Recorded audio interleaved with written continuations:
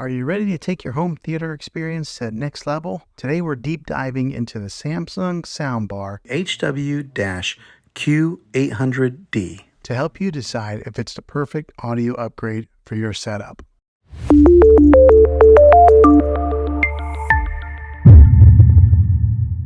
Now, the different sound types that this thing has, the different sound modes are standard, surround, Game Pro, and adaptive. Now, the differences with these models is that surround gives you that all-around widest sound stage, particularly in like a bigger section, so it gives you that nice all-around sound.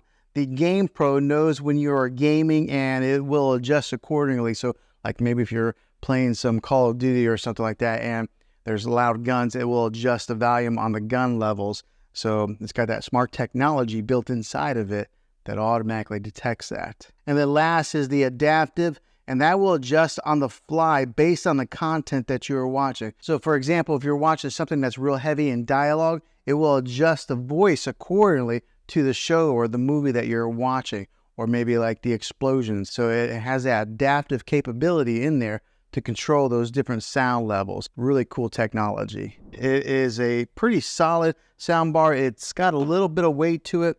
I did not mount it onto the wall. I just kind of put it right here. Well, basically, because I can't mount it onto the wall. I'm on a corner section here in this room, so there was no way for me to mount it. Now, in the top corner over here, there's the indicator light. It's only on this side of the soundbar, all the way to your right. And then also on this indicator light, it lets you know what input you are running. So since I am running an optical cable to it, it says direct in. If I was running Bluetooth, it would say BT. And if you're running like through an HDMI cable, it would say that also. Okay, so now let me give you a little bit of a sound test with this to show you guys what it sounds like, and then I'll dive into more of the specifics with it. In the center, and let's go ahead and play it.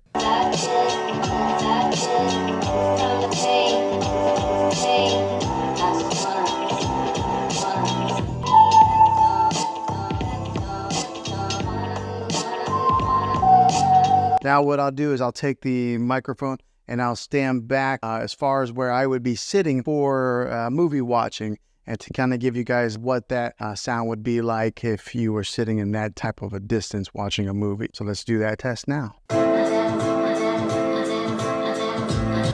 Okay, so that gives you a little bit of an example of what this thing sounds like. It's a great sounding soundbar. All right, so let's talk about the cosmetics on it first to get started off. So on the top and the side here, or on the front and the top here, it's got a metal grill that kind of gives you a little bit of that industrial feel. And I think it looks pretty good like this, just on the stand right below TV. And the way that Samsung designed this is to pair up with their television. So as you can see, it does not go up above the screen any. So that's kind of nice to give it that nice clean look. And it's got the branding on the top here that says Samsung, but it's black, metal, real sleek looking. Now on the side of the soundbar over here, on this side here, it does have a volume control button, a plus, a minus. It's got a button on there to push it for Bluetooth pairing.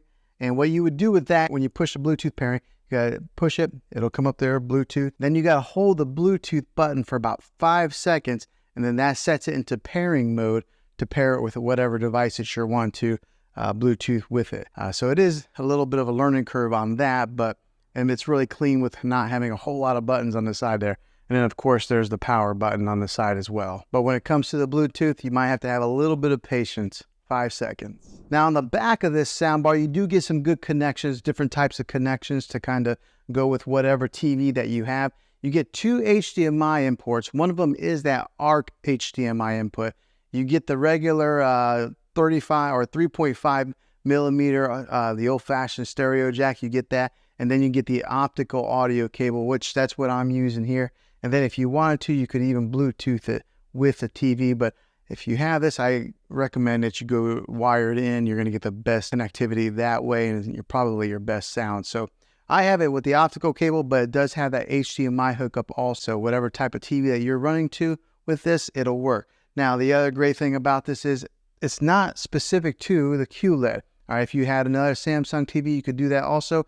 Or if you had another brand TV, Vizio, LG, or something like that, you could still use the soundbar with those models of televisions. But if you do purchase a QLED TV like I got here, I recommend that you complement it with one of these awesome sound bars. It just makes it a really cool movie experience, especially if you're spending that kind of money. Go ahead and just spend a few extra $100 and get this sound bar, and then you'll never have to go to the movie theater. You can just kind of stay home and watch your movies that way. There are speakers on the top, and then there are speakers here in the front that are booming out, and then you got the sound bar that I have sitting on the floor there. You do get a dedicated center channel, which does a fantastic job of handling the vocals when it comes to any kind of movies or anything like that.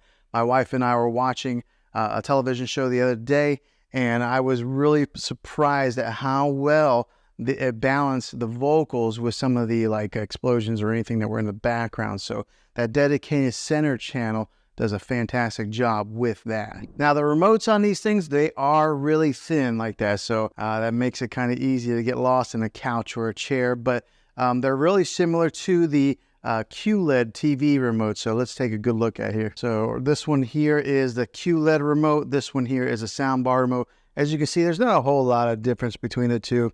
They're both real thin. They're angled like that. But whenever you do hook in this soundbar, and if you are hooking it in to a Samsung TV, then you don't need the soundbar remote. You can control everything with the TV remote. Now on the remote control for the soundbar, you can turn up the subwoofer sound and the regular sound volume. So it does give you two different options on there. Now with the rest of the speakers that go around the dedicated center channel, they do a fantastic job of filling in all those mids and giving you an example of what is all around there. So giving you that surround sound feel, making this sound bar sound bigger than what it really is. Gives you that crisp sound, that big bass booming sound, and then it fills the room in really nicely. Now on the top of this sound bar, along the top right here, it's got that acoustic beam technology. Now what that is say there's like for example, there's a car, you're watching Fast or Furious or something like that, and there's something on the screen that moves here and just kind of moves along with the screen. The beam technology will give you that sound that kind of goes right along with it, just like that, moving with the action that's on the screen. Some really cool technology. Now, I can't really show you on video, obviously, because it's video, but you're going to have to take my word for it. That is a really nice little feature on this sound bar here. Okay, so now, what's it been like owning this sound bar for one whole month? It has been a great sound bar. I can tell the big difference between using the TV sound and this sound here. Just the other day, we were watching a TV program, and one of the issues that I do have is that sometimes the soundbar will disconnect. Now, it's probably every 6-7 days it'll disconnect from the TV, but all you have to do to fix that, to reconnect them, is you go right over, you hit the power button on a soundbar, and it automatically detects that the soundbar is on, and then it connects back together. So that's about the only issue I really had with this soundbar. Other than that, it has been fantastic. It has worked fine, but I could tell a huge difference whenever I was listening for a few minutes on the TV, and then as soon as I turned on the soundbar, the voices that were coming out from the middle range here, you could hear the dialogue from the movie really clearly compared to just listening to it from the TV.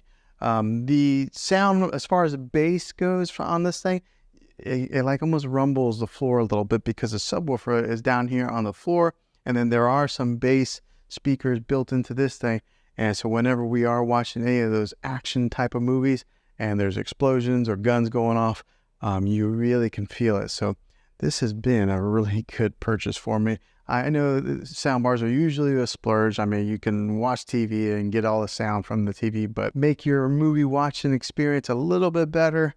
Buying one of these is worth the money. So after owning this thing a month, would I buy it again? Absolutely, I surely would. Because it has done a very good job at making enhancing our movie watching experience, our TV shows. And I've even had some guests come over where they've been watching TV and they can tell a difference of the quality on the speakers and the sound that comes out of these things. So 1 month later, Samsung Cardin speaker here that has been doing a really good job. So I definitely recommend it. Well, hopefully this video was helpful to you. If it was, click a thumbs up on this. Go ahead and subscribe to my channel. I make tech videos all the time, and I would love to have you back in the next one.